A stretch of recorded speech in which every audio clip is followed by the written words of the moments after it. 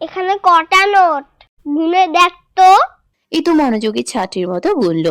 Ryan মাঝপথেই বলল, ব্যাস ব্যাস, এইটা 1000 টাকার নোট তোর, আর এইটা আমার 500 টাকার নোট।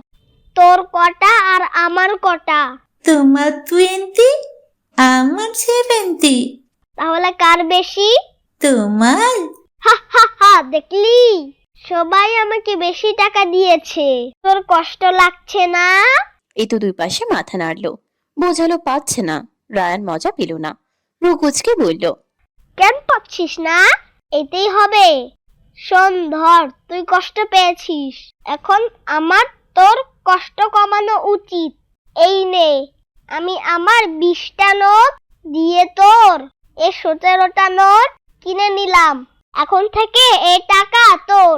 ইতু খুশি হয়ে বলল, সত্যি? সব টাকা বুকের সাথে মিলিয়ে উঠে দাঁড়ালো ইতু, মাথা ঝাঁকিয়ে।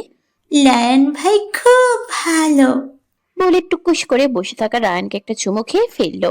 ও মুহূর্তেই নাক সিটকে বলল, হ্যাঁ, সর ফোকলা জাতি, চুমু দিবি না। ইতু শোনেনি, ছুটে বেরিয়ে গেছে। রায়ান পাঞ্জাবির হাতায় গাল মুছতে মুছতে আবার নাক ছিটকায়।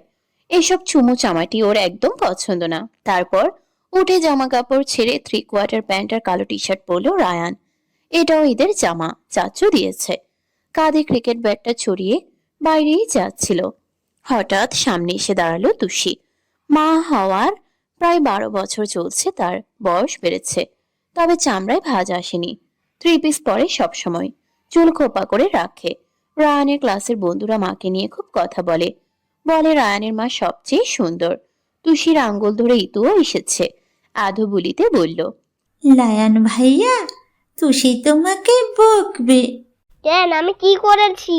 তুষি মুহূর্তে ওর কান টেনে ধরলো, রেগে মেগে বলল, ধরিবাস ছেলে, তুই ওর থেকে টাকা হাতিয়েছিস কেন? হ্যাঁ, কই হাতালাম? আমি তো কিনে নিয়েছি মাম্মাম। 10,000 টাকা দিয়ে 17,000 টাকা কিনে নিয়েছিস? ধান্দাবাজি করিস তুই? তোর গোষ্ঠীতে কেউ ধান্দাবাজ আছে? দে ও টাকা, ওকে দে। না মাম্মাম, স্যার পড়িয়েছেন, বিক্রিত মাল ফেরত যোগ্য নয়। রায়ান, মাম্মাম ব্যথা লাগে, আমি পাপাকে বলে দিব। তোর 14 গোষ্ঠীকে গিয়ে বল, ওর টাকা দে তুই। তুষি হুঙ্কার ছুড়ল। রায়ান মায়ের চোখ দেখে ভয় পেল, বাধ্য হয়ে ড্রয়ার থেকে টাকা এনে বাড়িয়ে দিল ইতুর দিকে। তবে কটমট করে বলল, ফোকলা দাতির নালিশ করেছে আমার নামে। ইতু বুঝতে না পেরে বলল, তুষি, নালিশ কি? রায়ান কিরমিরিয়ে উঠল। ওলে ওলে, উনি নালিশ মানেও জানে না। রায়ান, এমন করছিস কেন ওর সাথে? তুই এমন হলে কি করে বলতো? এভাবে কেউ মানুষকে ঠকায়, তাও এতটুকু বাচ্চাকে? ও তোর ছোট না? তোর ছেচরের পেটে জন্ম তোর, হ্যাঁ, চোর ছেচরের পেটে, তুই চোরের বাচ্চা। তুষি থেমে গেল, থতমত খেয়ে কথা পাল্টে বলল, কোথায় যাচ্ছিস এখন? খেলতে। এখন কিসের খেলা? হাত মুখ ধুয়ে টেবিলে আয়, মিমি সেমাই রান্না করেছে, খাবি না? মিমি রেঁধেছে।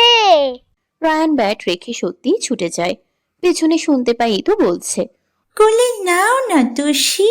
ও তরবরিয়ে ফিরে এলো আবার, ধমকে বলল, এই আমার মাম্মাম কোলে নিবে কেন? মাম্মামের পিঠে ব্যথা না? তুই আমার কোলে আয়। রায়ান আবার নিজের পিঠটা বাড়িয়ে দিল। সেই আবার পেছন হতে দুহাত পেঁচিয়ে ঘাড়ে ঝুলল ইতু। ঈদের দিনে বাড়ির রমণীরা ব্যস্ত থাকেন রান্না বান্না নিয়ে, তবে আজ তরিমাকে সেখানে জায়গা দেওয়া হয়নি। কদিন আগে ওনার আরেক রোগ ধরা পড়েছে, বেশিক্ষণ দাঁড়িয়ে থাকতে পারেন না। রান্নাঘরের দায়িত্ব ইউষা আর রেহিনুমা নিলেন। তুষিও এগিয়ে দিল কিছু কিছু। টেবিল ভরে খাবার দাবারের আয়োজন করা হলো। একটা চেয়ার টেনে ইতুকে বসিয়ে ওর পাশেরটা টেনে বসলো রায়ান। জোরে জোরে ডাকলো, মিমি সেমাই কোথায়? ইউষা শাড়ি পরা মেয়ে না, সে তো এখন রমণী, ছুটে এলো সামাই নিয়ে। বড় বোলটা ওদের সামনে নামিয়ে রাখলো। রায়ানের মাথায় হাত বুলিয়ে বলল, নামাজ পড়ে ফিরলে কখন? অনেকক্ষণ। তোমার সালামে তুলে রেখেছি। Ah Mimi, you are so sweet. ইতু শ্যামাই দেখে জিভ দিয়ে ঠোঁট চাটলো। হাত দিয়ে টানতে গেলে চেপে ধরলো ইউষা। না, এটা গরম। তাহলে তুমি খাইয়ে দাও। ইউষা দুজনের মাঝে চেয়ারে বসলো। ইতু বলল, মাম্মি কোলে নাও না। রায়ান চোখ রাঙিয়ে বলল, এই চুপ, খালি কোলে কোলে। তোর বয়সে আমি কখনো এমন করেছি? ইতু আর কথা বলল না। ইউষা এক এক চামচ শ্যামাই তুলল, ফু দিয়ে দিয়ে একবার রায়ান আরেকবার ইতুকে খাওয়ালো। তখনই দুহাত ভরা বাজার নিয়ে বাড়ি ঢুকলো অয়ন। মাথার টুপি খসে পড়বে পড়বে ভাব। ও হড়বড় করে চেঁচালো। ইউষা, ইউষা, আমার টুপি। ইউষা আতকে চাইলো। অয়নের অবস্থা দেখে ফোঁস করে শ্বাস ফেলল পরপর। মাথার কাঁধ দিয়ে টুপি চেপে ধরেছে। ও এসে টুপি আবার অয়নের মাথায় পরিয়ে দিয়ে বলল। একটা টুপিও সামলাতে আমাকে লাগে অয়ন। অয়ন হাসলো, বাজারের ব্যাগ রাখলো মেঝেতে, গলা তুলে বলল। ছোট মা, দেখো সব ঠিক আছে কিনা। ইতু মুহূর্তেই চেয়ার থেকে নেমে যায়, ছুটে কাছে আসে। বাবি, বাবি। অয়ন কোলে তুলল মেয়েকে, ফোলা গালে চুমু দিল, পরনের ফ্রক দেখে বলল। পরবে বললে পরনি কেন? মাম্মি দিল না। ইউষা বলল। সারাক্ষণ ছোটে, হোঁচট খেয়ে পড়বে না তো কি? তাই বলে পরবে না? শাড়ি পরলে আমার মাকে তো পরি লাগবে। আচ্ছা, বিকেলে পরিয়ে দেব। রায়ানের মুখ কালো, চুপচাপ সামাই খাচ্ছে দেখে অয়ন বলল। রায়ানের আবার কি হলো? ও মন খারাপ করে বলল। পাপা দেখলে সকাল থেকে নেই। অয়ন হেসে বলল। আরে পাপা ভক্ত ছেলে, তোমার পাপা আসছেন। বাইরে চেনা একজনের সাথে দেখা হলো, তাই বলছে। পাপা বাইরে শুনেই রায়ান সামাই রেখে ছুট লাগায়। একটু বাদেই স্বার্থ, সাইফুল, শওকত একসাথে ঢুকলেন বাড়িতে। শওকতের এখন লাঠি নিয়ে হাঁটতে হয়। বার্ধক্য বাড়লেও ছেলের সাথে তার সম্পর্কের সুতোর দৃঢ়তা আর বাড়েনি, এখনো গা ছাড়া। স্বার্থ কথাই বলে না ঠিক করে। এই তো আজ ঈদ গেল, শওকত এগোলেন কোলাকুলি করতে। স্বার্থ খেয়াল করেনি হয়তো। হঠাৎ ফোন এলো, চলে গেল অন্যদিকে। ভদ্রলোক আর ডাকলেন না, দীর্ঘশ্বাস ফেলে ব্যথাটুকু বুকে চেপে রাখলেন। ইউষা বলল। সবাই এসে গেছে, নাস্তা দেই, বসো। স্বার্থ এদিক ওদিক চাইল। তুষি কোথায়? মাম্মাম ওপরে। তুমি খাওয়া শেষ করো, পাপা আসছে। রায়ান ঘাড় নাড়ে। বাকিরা বসলেও ঘরের উপরের দিকে হাঁটলো স্বার্থ। বয়স বেড়েছে কিছুটা, কানে দুপাশে ছাটা চুল দু একটা সাদা হয়েছে, কিন্তু প্যাটানো দেহের বদল নেই আজও। একই রকম শক্তপোক্ত মেদহীন। স্বার্থ ঘরে এসে দেখলো তুষি ওয়াশরুমে। দরজায় টোকা দিয়ে বলল। এই চোর। শাওয়ারের ট্যাপটা বন্ধ করলো তুষি। উত্তর দিল চেঁচিয়ে। হ্যাঁ, গোসল করছি। খোলো। কেন? আপনি তো শাওয়ার নিলেন একবার। আবার নেই, দুজন মিলে। শোনা গেল তুষির অতিষ্ঠ স্বর। দুদিন পর ছেলে বিয়ে দিয়ে বউ আনবো, এখন আপনার বিটকেলপনা যাচ্ছে না কেন? আমার নাতি নাতনি হয়ে কবরে এক পা ফেললেও তোমার সাথে রোমান্সের ইচ্ছে এক রকমই থাকবে। তুষির উত্তরের আগেই কিশোর দুটো হাত ছুটে এসে স্বার্থর কোমর জড়িয়ে ধরল। পা। স্বার্থ ফিরে চায়, মুচকি হেসে ঘুরে বুকে জড়ায় ছেলেকে। আজকে ম্যাচ খেলতে যাওনি কেন? মাম দিল না। যেতে চাও? হ্যাঁ। তুষি ভেতর থেকে চেঁচালো। এই না, ঈদের দিন কিসের খেলা? যাক, বাচ্চা মানুষ। রায়ান উচ্ছল হয়ে বলল। পাপা, ইউ আর দ্য বেস্ট। আমাকে একটা আইপ্যাড কিনে দিবে? তুষি বেরিয়ে এলো তাড়াহুড়ো করে। পরনে কালো জামদানি, চুল ভেজা, আঁচলটা কাঁধে তুলে বলল। কেন রে, তুই আইপ্যাড দিয়ে কি করবি? তোর বয়স হয়েছে এসবের? স্বার্থ বলল। আহা, তুমি এর মধ্যে এসো না তো। আচ্ছা, কিনে দেবো। এখন যাও, পাপা বিশ্রাম নেই। রায়ান খুশি মনে ছুটে গেল। তুষির এত আহ্লাদিপনা বিরক্ত লাগে। বাচ্চা কাচ্চা শাসন না করলে বকে যায় না? দাদি তো ওকে উঠতে বসতে ঝাড়ুর বাড়ি মারতেন। দাদির কথা মনে পড়তেই তুষির মাথায় এলো ওনার রুমে সামাই দিয়ে আসা হয়নি। দাদি সিঁড়ি দিয়ে উঠতে নামতে পারেন না। ও তড়িঘড়ি করে বারান্দার দিকে এগোলো। তড়িৎ হাতের কবজি টেনে ধরলো স্বার্থ। হ্যাচকা টানে বুকে এনে ফেলতেই বাহুতে লাগলো তুষির। হাত ঢলতে ঢলতে বলল। উহ বাবা, শরীর না আর কিছু। শরীরই তুমি বেশি নরম। তা কোথায় যাওয়া হচ্ছে? চাল মেলে দেব না? ভেজা। স্বার্থ শাড়ি পরা তুষিকে দেখলো, চুল দিয়ে পানি পড়ছে। তোয়ালে নিয়ে নিজেই চুলটা মুছে দিতে দিতে বলল। তারপর কই যাবে? দাদিকে নাস্তা দেব। ছোট মা নিয়ে গেছেন, তোমার যেতে হবে না। ও, তাহলে ইয়সার কাছে যাই। বেশি বোঝো কেন? রায়ানকে নিচে কেন পাঠালাম? বিশ্রাম নেবেন বললেন তো। স্বার্থ ঠোঁটের কোণ তুলে ক্রূর হাসলো। এই হাসি তুষি চেনে। দীর্ঘশ্বাস ফেলে বলল। ভালো হবেন না, বুঝে গেছি আমি। ইউষা যেদিক যাচ্ছে অয়ন পিছু পিছু যায়। রান্নাঘর, বেসিন, সব দিকে। শেষে অতিষ্ঠ হয়ে ফিরল মেয়েটা। কি হলো? নতুন শাড়ি কেন পরলে না? বললাম না বের হব। এই তো রান্না সব শেষ। ঘেমে গেছো কেন এত? অয়ন টিস্যু বক্স থেকে টিস্যু তুলে নিজে ইউষার মুখ চোখ ড্যাব ড্যাব করে মুছে দিল। মুখে পড়া চুল গুছিয়ে দিল কপালের দুপাশে। মেয়েটা মুচকি হাসলো তাতে। অয়ন কপাল কুঁচকে বলল, হাঁচছো কেন? ইউষার সরল স্বীকারোক্তি। তুমি যে আমায় এত ভালোবাসবে আমি কখনো ভাবিনি। অয়ন দুই হাতে ওর কোমরের বাঁকে রাখলো। বুকের দিকে টানতে হাত তুলে গলা জড়িয়ে ধরলো ইউষা। অয়ন বলল, তুমি এমন মানুষ যাকে ভালো না বাসলে ভালোবাসার অপমান হতো ইউষা। ওদের দুজনের মাঝে জায়গা কম, অথচ কুজো হয়ে হেঁটে বসে বসে ওই ফাঁকে ঢুকে পড়লো রায়ান। ওইভাবেই বলল। বাউ। চমকে চাইলো ওরা। ইউষা সরে গেল তাড়াহুড়ো করে। অয়নের ভ্রু গুছিয়ে এলো, পুরুষরে বলল, রায়ান এখানে কেন? তোমরা কি কথা বলছো? তোমাকে বলবো কেন? এখন বড় হয়েছো রায়ান, এত দিকে কেন মন দাও? বকছো কেন? ও তো ছোট, বোঝে এত। অয়ন কড়া কণ্ঠে বলল। রায়ান পড়তে বসেছিলে? রায়ানের হাওয়া বেরিয়ে গেল সব। চুপসে বলল। চাচু আজ ঈদ। অয়ন আর কিছু বলে না, হনহনিয়ে ওপরে চলে যায়। যেতে যেতে খাবার টেবিলের ওখানটা থেকে মেয়েকে কোলে তুলে নেয়। রায়ান খেলতে গেলেও বাকিরা খেলতে আসেনি। তাদের তো আর ঈদ নিয়ে অনীহা নেই, কিংবা ওদের পাপাও রায়ানের মতো প্রশ্রয়দাতা নয়। তাও কিছু সময় অপেক্ষা করে হতাশ চিত্তে বাড়ি ফিরল ছেলেটা। এখানেও এসে দেখলো বুড়োরা ছাড়া বাকিরা নেই। অয়ন ইউষা ঋতুকে নিয়ে ঘুরতে বেরিয়েছে, স্বার্থ বেরিয়েছে তুষিকে নিয়ে। ছেলেকে ডেকে ডেকে ক্লান্ত হয়ে কোথাও না পেয়ে নিজেরাই চলে গিয়েছে। রায়ান কিছুক্ষণ দাদির কাছে বসলো। আজান দিতেই মাগরিবের নামাজে দাঁড়ালেন তনিমা। রায়ান নিজের ঘরে ফিরে আসে। কতক্ষণ গেমস খেললো, টিভি দেখলো, পাপাকে কল দিল, মামুকেও দিল। মামু এখনো আসেনি, শুনলো কখন আসবে। হঠাৎ নজর পড়লো এক প্যাকেট রঙিন মোমবাতির উপর। লাল নীল সহ বিভিন্ন রঙের চিকন চিকন মোমবাতি এটাতে। সায়েন্স ক্লাসে এসব নিয়ে কত এক্সপেরিমেন্ট হয়। রায়ান সাথে সাথে মোম নিয়ে মেঝেতে বসে গেল। দেয়া সলাই দিয়ে জ্বালালো সব। এখনো ও একটা এক্সপেরিমেন্ট করবে। পাপা শুদ্ধ বাড়ির সবাই চায় রায়ানও বাবার মতো অফিসার হোক, না হলে চাচার মতো ডাক্তার হোক। কিন্তু রায়ান তা চায় না। ও ম্যাক গাইভার হবে। একটা মার্কিন টিভি সিরিজে ম্যাক গাইভারকে দেখেই রায়ানের মনে ধরে গেছে। কি বুদ্ধি! কখনো আইসক্রিমের পাইপ দিয়ে টায়ার। রায়ান 7 রঙের 7টা মোমবাতি জ্বালালো। এখন দেখবে কোন রঙের মোম আগে গলে যায়। এটাও এক্সপেরিমেন্ট হবে না? পাপাকে জানালে ভীষণ খুশিও হবে। অয়নরা ফিরেছে মাত্র, কিন্তু ইতু বাবা মায়ের সাথে নিজের ঘরে যায়নি। রায়ানের রুমে আলো জ্বলতে দেখে ওভাবেই ভেতরে ছুটে এলো। পরনে বেবি শাড়ি, লাল রঙের। ইতু খুব শাড়ি পরতে চায়, মামামের ওড়না দিয়ে পরে, তাই ঈদে অয়ন কিনে দিয়েছে। মাথার তালুতে দুটো ছুটি, হাত ভরা চুড়ি, পায়ে আর হাতের তারায় আলতা পরানো।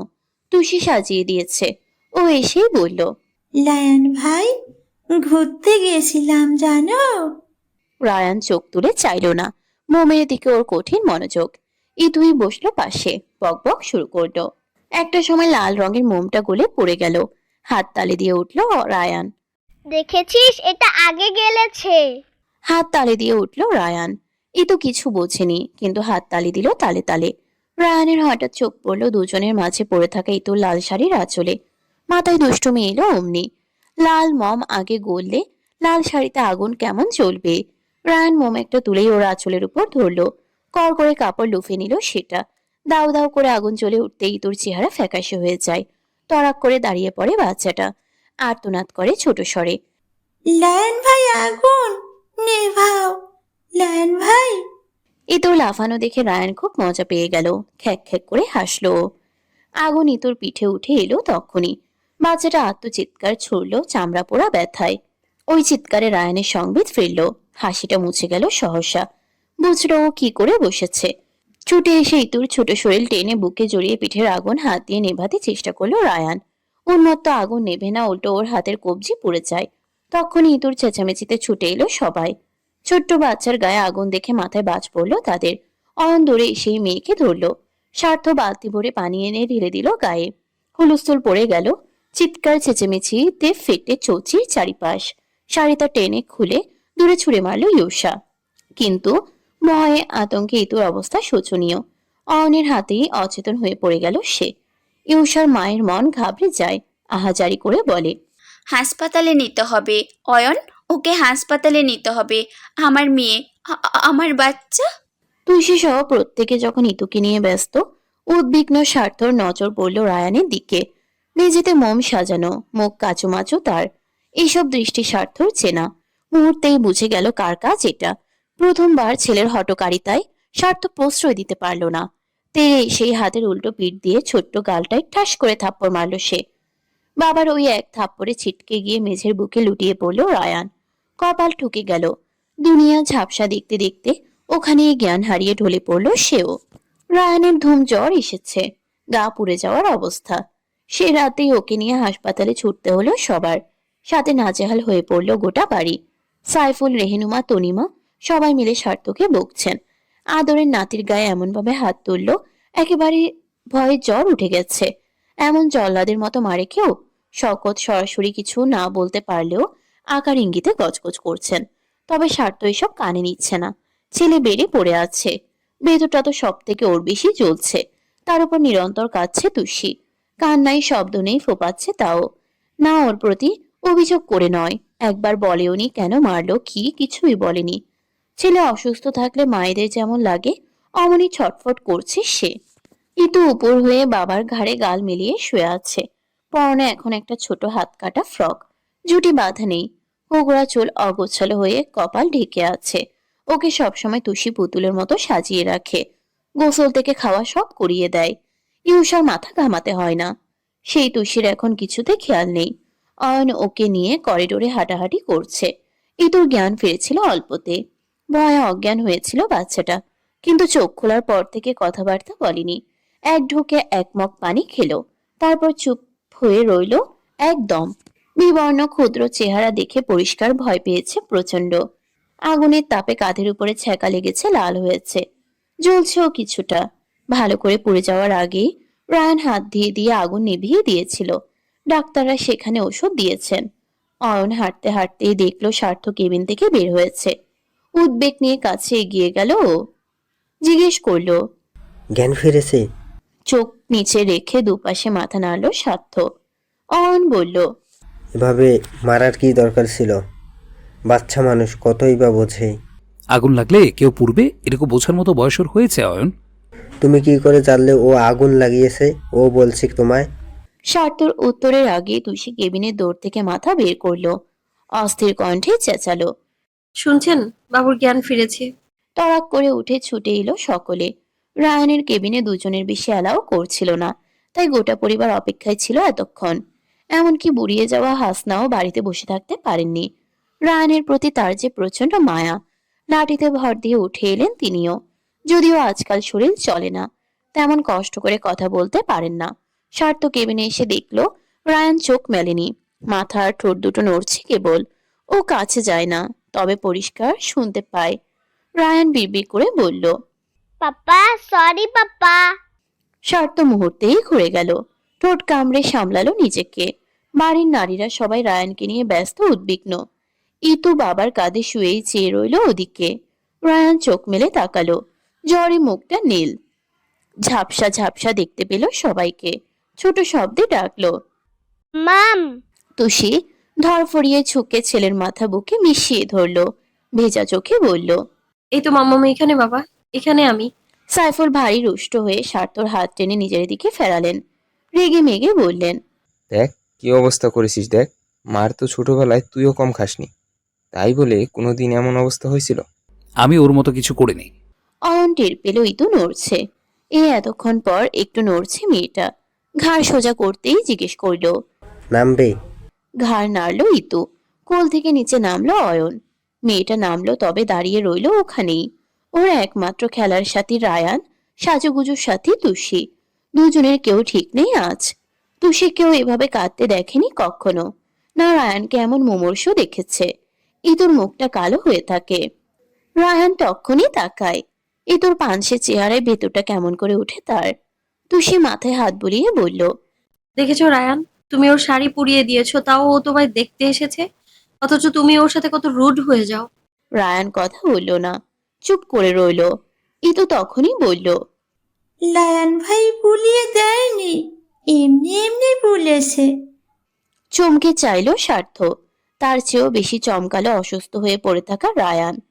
সবাই একচোট সবার মুখ দেখার পর প্রশ্ন করলো স্বার্থই। রায়ান তোমার গায়ে আগুন দেয়নি? ইতু মাথা নাড়ল দুপাশে। তনিমা বললেন, তাহলে কি মোমবাতিটা কাত হয়ে পড়ে গেছিল দিদি ভাই? উপর নিচে মাথা নাড়ল ইতু। ইউষা উদ্বেলিত হয়ে বলল, আমি বলেছিলাম না রায়ান এতটাও বাচ্চামো করবে না। মেজো ভাইয়া শুধু শুধু মারলে ওকে। স্বার্থ তুষির দিকে তাকায়। তুষিও চেয়ে থাকে। দুজনে এরপর চেয়ে দেখে ছেলের মুখটা। রায়ানের চোখে মুখে বিস্ময়, কিছুটা হতভম্ব ভাব। এতেই যা বোঝার বুঝে যায় ওরা। শত হোক বাবা মা তো, তবে এতটুকু বাচ্চা যে রায়ান ভাইকে বাঁচাতে মিথ্যে কথা বলল। স্বার্থ ফোঁস করে শ্বাস ফেলল তাতে। দু পা এগিয়ে সিতুকে কোলে তুলে বেরিয়ে গেল বাইরে। রায়ান তখনও চেয়ে রইল, অবাক হয়ে নিষ্পলক চোখে। শকত ছেলের উদ্দেশ্যে আরো কিছু সময় বকাঝকা করলেন। পারছিলেন না স্বার্থকে টেনে দুটো চড় দিতে। তার নাতির গায়ে হাত! কতজন কত আফসোস করলো নির্দোষ রায়ানের মার খাওয়া নিয়ে। তুষি খুব আস্তে আস্তে বলল। ইতু কত লক্ষ্মী মেয়ে, তাই না? রায়ান নিস্পন্দ চোখ তুলে মায়ের মেদুর মুখে ফেলল। আরো আস্তে ভেঙে ভেঙে বলল, আমি বুঝতে পারিনি মাম্মাম, আমি তো মজা করছিলাম। আর করবে এরকম? নো মাম্মাম। ইতুকে সরি বলে দাও। রায়ান মাথা নাড়ল দুদিকে, মনে মনে বলল, ওকলা দাঁতিটা আমাকে বাঁচিয়ে দিল। আমি আর তোকে কখনো মারবো না ইতু, কখনো করবো না এমন। সেই ঘটনার কিছুদিন কেটেছে। সৌদ বাড়ি আবার স্বাভাবিক হয়েছে এখন। রায়ান ইতু একই রকম খেলছে আবার। ইতু এখনো এসব মান অভিমান বোঝে না। সে লায়ান ভাই করে বেড়ায়। তবে রায়ান খেয়াল করলো ইদানিং মিন্তু খুব মুখ ভার করে রাখে। আগের মতো ভাগ্নে ভাগ্নেও করছে না। ওকে পিঠে ঝুলিয়ে খেলতেও যাচ্ছে না। কথাও বলছে কম। রায়ান বাবা মায়ের ঘর ছেড়ে শুতে এলো রাত 12টার দিকে। পরনে টি শার্ট, 3/4 প্যান্ট। চুলটা ঠেলতে ঠেলতে ভেতরে ঢুকে দেখলো মিন্তু ফোনে কিছু করছে, হয়তোবা কল দিচ্ছে কাউকে। সে ধরেনি দেখে রেগে মেগে ছুঁড়ে মারলো। আর ফোন এসে পড়লো রায়ানের পায়ের উপর। ব্যথায় পা একটা তুলে পাপা পাপা করে চেঁচালো ছেলেটা। মিন্তু পেছন ঘুরে ওকে দেখেই জিভ কাটে। ছুটে আসে ক্রস্ত। মুখ চেপে ধরে এক ঝটকায় বস্তা তোলার মতো উঁচু করে বিছানে এনে বসায়। কণ্ঠ চেপে বলে, আস্তে ভাগ্নে আস্তে, তোমার নানু শুনলে আমায় জবাই করে ফেলবে। তুমি ফোন ভাগছো কেন মামু? মিন্তু ওর পায়ের আঙ্গুলে ডলে দিচ্ছিল। থামলো হাতটা। দীর্ঘশ্বাস ফেলে বলল, কি আর বলবো দুঃখের কথা, বড় হও বলবো তখন। না, এখন ফোন ভেঙেছো এখনই বলো। এখন বলা যাবে না, এখন তুমি ছোট কচি বাচ্চা। রায়ান বলল, কি শালার আমার ভাগ্নে আমার মতোই 2 নম্বর হয়েছে। বলো না মামু, আমি কাউকে বলবো না, গড প্রমিস। গলার মাংস খামছে দেখালো রায়ান। মিন্তু উঠে ওর পাশে বসলো। মন খারাপ করে বলল, তোমার জন্য একটা মামি ঠিক করেছিলাম বুঝলে ভাগ্নে, কিন্তু মামিটা আমার খাঁচা ফেলে ফুরুত করে উড়ে গেল। এতদিন ফোন ধরতো না, আজ ব্লকই করে দিল। রায়ান আশ্চর্য হয়েছে এমন ভাবে বলল, মামি কিন্তু গেল কেন? অন্য খাঁচা পেয়েছে তাই গিয়েছে, এত ডিটেলসে বলা যাবে না, মনটা ভালো না। রায়ানের ঠোঁট উল্টে এলো। পাপার পর ওর সব থেকে প্রিয় এই মামু, তাই এই বিষণ্ণ মুখটা মানা চায়। মিন্তু 2 হাঁটুতে ঝুঁকেছিল একটু। রায়ান বসলো গালে হাত দিয়ে। মিন্তুই হঠাৎ বলল, কিছু ভালো লাগছে না, জিন্দেগি জুয়েল হয়ে গেল। আগেই ভালো ছিলাম, কেন গেলাম মারা খেতে। মারা খাওয়া যায় মামু? সেটা কি স্টাইল? মিন্তু জিভ কাটলো। বাচ্চাদের সামনে এসব বকাঝকা দেয়া যাবে না, শিখে ফেলবে। রায়ান পিঠে হাত রেখে বলল, মামু এত দুঃখ পেও না, মাম্মামকে বলে আমাকে আরেকটা মামি এনে দিব। মিন্তু হাসলো এবার। ওর কাঁধে হাত রেখে বুকে এনে বলল, জীবনের সব থেকে কষ্টের কাজ কি জানো ভাগ্নে? নিজের জন্য মেয়ে খোঁজা। কোন পাখির কয়টা ডানা, কোন আকাশে উঠতে ভালোবাসে, এসব প্রথমেই তো বোঝা যায় না। ভালো করে বুঝতে বুঝতেই সে উড়ে যায়। ধুর কপাল তোমার বাপ চাচাদের, সব কাজিন বিয়ে করে বিন্দাস আছে, রেডিমেড পাত্রী ঘরেই। আর আমার কচু পড়া জীবন। আমার যদি একটা কাজিন থাকতো, আমিও তো বিয়ে করতে পারতাম। তখন এসব ছকিনাদের পাত্তা দেওয়ার সময় ছিল বলো ভাগ্নে? রায়ান আগের চেয়েও বেশি তাজ্জব হলো বইকি। কপাল কুঁচকে বলল। কাজিন থাকলেই বিয়ে করা যায়। মিন্টুর ক্লান্ত লাগছিল কথা বলতে। রায়ানকে বালিশে শুয়ে দিয়ে বলল। বাকি কথা কাল হবে, এখন ঘুমাও। রায়ান ছুলো চোখও বুঝলো, তবে মস্তিষ্ক সজাগ করে ভাবলো। ইতু তো আমার কাজিন, তাহলে আমিও ওকে বিয়ে করব। পরপরই রায়ানের চোখের পর্দায় ভাসলো ইঁদুর পোকা দাঁতের হাসি। নাকে সর্দিও থাকে। একবার তো ওর টি শার্টে মুছে দিয়েছিল। সঙ্গে সঙ্গে নাক মুখ খিচে বলল। ইহ না, ফোকলা দাদিকে বিয়ে করব না। আমি তো আমার মাম্মামের মতো সুন্দর মেয়ে বিয়ে করে ফেলবো। হা হা হা। হাসিটা শোনা গেল। মিন্তু কড়া গলায় বলল। ভাগ্নে, ঘুমাতে বলেছি। তারপর ওদিকে কাত হয়ে শুলো রায়ান। ব্যস্তভাবে জানালো। ঘুমাচ্ছি ঘুমাচ্ছি। পরদিন বিকেল বেলা রায়ান মাঠে খেলতে গিয়েছিল। এই আবাসিক এলাকার সব বাচ্চারাই প্রতিদিন বিকেলে ক্রিকেট খেলে, ফুটবল নিয়ে বেরোয়। রায়ান ওর প্রিয় ব্যাট ছাড়া ব্যাটিং করতে পারে না। আবার এই ব্যাটে কারোর হাত দেওয়াও নিষেধ। মাঝে মধ্যে ম্যাক গাইভার হওয়া ছাড়াও রায়ানের আরেকটা শখ জাগে ক্রিকেটার হওয়ার। খেলা শেষ করে ঘেমে নিয়ে মাত্রই ফিরল ছেলেটা। কেচি গেট দিয়ে ঢুকবে, হঠাৎ পেছনে কান্নার শব্দ শোনা গেল। চকিতে পিছু ঘুরল রায়ান। চমকে উঠল পরপরই। হাত পায়ে বালু, জামাই ধুলো মাখা ইতো টালমাটাল টালমাটাল কদমে হেঁটে হেঁটে আসছে। চুলে একটা ঝুঁটি আছে, আরেকটা নেই। কাঁদছে ভ্যাভে করে। রায়ান আতকে উঠল। কাছে ছুটে গেল তড়িৎ। কি রে, কি হয়েছে? ইতো কান্নায় কথা বলতে পারলো না। হেঁচকে তুলতে তুলতে হাত লম্বা করে মুনদের বাসার দিকে দেখালো। মুন তার বন্ধু, পাশের বিল্ডিং। দুজন একই স্কুলে পড়ে। রায়ান কিছু বুঝতে না পেরে বলল। মুন কিছু হয়েছে? মেরেছে? ইতু কাঁদতে কাঁদতে হাঁটু দেখায়। রক্ত পড়ছে। রায়ানের মাথা অমনি গরম হয়ে গেল। ওর ফোকলা দাঁতের গায়ে হাত। কাঁধের ব্যাট মুঠোয় চেপে কিরমির করে ছুটল সেদিকে। ওই দিন সন্ধ্যাবেলায় বিচার বসলো সৈয়দ নিবাসের বড় উঠোন জুড়ে। আসামি ছিল রায়ান। মন ইতুকে ধাক্কা মেরে ফেলে দিয়েছিল। ইতুর নতুন পুতুল নিয়ে ঝামেলা। মেয়েটা দেয়নি দেখে এইসব। রায়ান গিয়েই মুনের মাথার চুল টেনে গালে বসিয়ে দিল চড়। মুনের ভাই ক্লাস 8-এ পড়ে। দৌড়ে এলো বোনের কান্না শুনে। ধস্তাধস্তি শুরু হলো। এক পর্যায়ে হাতের ব্যাটটা দিয়ে ওর মাথায় এত জোরে বাড়ি মারলো রায়ান, গোটা কয়েক সেলাই পড়লো সেথায়। বাচ্চার বাবা মা নালিশ ঠুকার নাম করে রীতিমতো ঝগড়া বাঁধাতে এলেন। এই তল্লাটে শওকতের আলাদা সম্মান ছিল। সে আর্মির মেজর বলে কথা। সেই সম্মান বাড়ছিল স্বার্থর এক একটা সফলতার তোড়ে। আবার অন্য ছেলেও নামি দামি ডাক্তার। সেই পরিবারের নাতির এরকম গুন্ডামি যেন মেনে নেওয়া যাচ্ছে না। শওকত যথাসম্ভব ওনাদের শান্ত করতে বললেন। চিকিৎসার খরচ তিনি বহন করবেন। কিন্তু মনের বাবা মা শান্ত হয় না। রায়ানকে গাল মন্দ করে। ছেলেটা তখন নানুর পেছনে লুকিয়েছিল। মাম্মামকেও আগেই ভয় পেত। ওই দিনের পর পাপাকেও ভয় লাগে। মনের মা কিছুক্ষণ হড়বড় করলেন। তারপর দুপা এগিয়ে গিয়ে সামনে দাঁড়ালেন তুষির। একদম আঙ্গুল তুলে বললেন। তুষি মাথা নত করে রইল। আর এটাই বুকে বিঁধল স্বার্থর।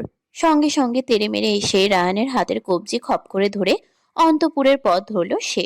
ভয় পেল সবাই। রায়ানের মুখটা আতঙ্কে ফ্যাকাশে হয়ে যায়। ভাবে আবার মারবে পাপা। সেদিনের মারের দাগি ওর যায়নি ভালো করে। অয়ন তখনই পথ রোধ করে দাঁড়ালো। স্বার্থর চোয়াল শক্ত, কিছু বলল না। অয়ন এসে হাতটা ছুটিয়ে রায়ানকে কাছে নিয়ে যায়। বলে। ওকে পানিশমেন্ট দেবে, তাতে কি লাভ হবে? কবার গায়ে হাত তুলবো ওর? বাচ্চাদের মেরে মেরে ঠিক করা যায় না। স্বার্থ সাথে সাথেই বলল। সেজন্যই মারবো না। আমি ওকে বোর্ডিং স্কুলে দিয়ে দেব। বেশি আদর দিয়েছি, বাঁদর হয়েছে। ভেবে দেখলাম ও আসলে এই বাড়িতে থাকার যোগ্য নয়। পিছু হতে এক গুচ্ছ আর্তনাদ শোনা গেল অমনি। বিদ্যুতের মতো শখ খেলেন তারা। রায়ানের চেহারা পাংশুটে হলো। ভার্ত চোখে চাইল মায়ের দিকে। তুষি ছটফটিয়ে কিছু বলতে যায়। এর পূর্বেই স্বার্থ পেছন ফিরে মনের বাবা মাকে বলল। আপনারা এখন আসুন। আমি আমার ছেলের পক্ষ থেকে ক্ষমা চেয়েছি। যথাসাধ্য ক্ষতিপূরণও দিয়েছি। চাইলে আরও দেব। আমার ছেলে আর এই বাড়িতে থাকবে না। এরকম ঝামেলাও হবে না। তাই এ নিয়ে আর কথা বাড়ানোর দরকার নেই। স্বার্থ যেমন ভালোবাসতে জানে, প্রয়োজনে তেমন কঠোর হতেও জানে। ঘোষণাটুকু দিয়ে ফের ছেলেকে সঙ্গে করে ভেতরে চলে গেল সে। রায়ান প্রতি মধ্যে বারবার কাকুতি মিনতি করল। পাপা, আমি আর এমন করব না। ওরা ইতুকে মারলো বললেই তো করলাম। পাপা, আমাকে বোর্ডিং এ দিও না। পাপা। সার্থ হনহনিয়ে উপরে উঠল, ছেলেকে ঘরে ঢুকিয়ে বাইরে থেকে দরজা আটকে দিল, চাবিটা পকেটে ভরে বলল,